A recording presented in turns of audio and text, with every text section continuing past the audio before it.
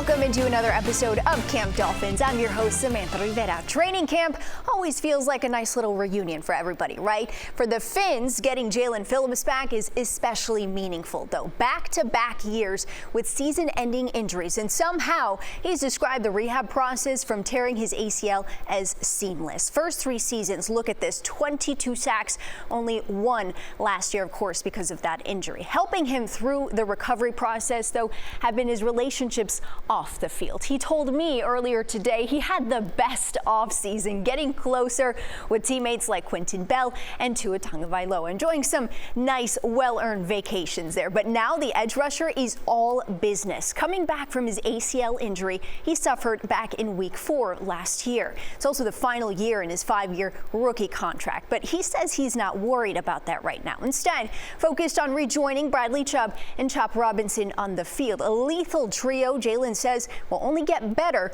with Chop continuing to grow. Playing with Bradley has been some of the most fun times in my career. I feel like when we're on the field, if it's not me, it's him or both of us, and vice versa. So, but then adding Chop into that equation, I truly feel like Chop is going to be one of the best players in the league very soon. I think he already is supremely talented, but the more comfortable he gets, the more confident he gets in everything he's doing. I think he's a future Defensive Player of the Year candidate.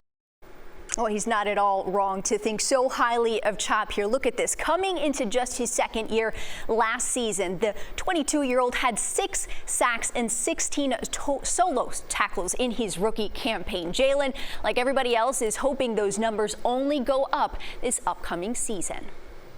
Well, earlier at practice today, head coach Mike McDaniel took time to highlight some of his guys. Of course, vets like Tua Tagovailoa and Jordan Brooks bringing the energy. With the hot and sweaty days in Miami Gardens, you have to, right? But it's also coming from some of the young guys, helping bring that spark to the field.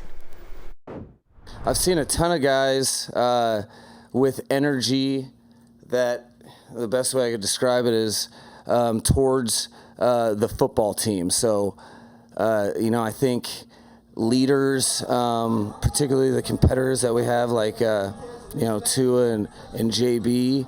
I think out of new guys, Willie Gay has really provided a spark plug for us. Nick has as well.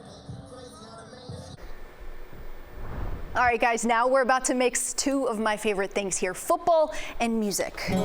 That sounds great, doesn't it? Just lie to me, okay? I know Tua Tagovailoa is better at it, though, jamming out with Jonah Savaiinaea this summer. That's at least what the rookie guard told me today. He said they've already hung out since arriving to Miami, with Jonah playing the piano, because how else is a quarterback and their offensive lineman supposed to bond, right? The 2 building that chemistry off the field that will hopefully translate on the field this season. Tua is like an older brother of mine. Right when we connected, it felt like we knew each other for a long time. And I've been hanging out at his house, over the break, just having our jam sessions. He's got a voice. I don't know, he's got a voice. He can play every instrument. So, yeah, guitar, ukulele. If he plays guitar, he plays bass as well. He can do it all, can't he? Well, here's a look at what Tua has done the first 5 years with the Fins. QB1 has 100 touchdowns with over 15,000 yards. Let's just hope this season it'll be music to our ears. That's going to do it for this episode of Camp Dolphins, though. We'll see you guys at tomorrow's first open practice to fans in Miami Gardens. Until then, have a great night.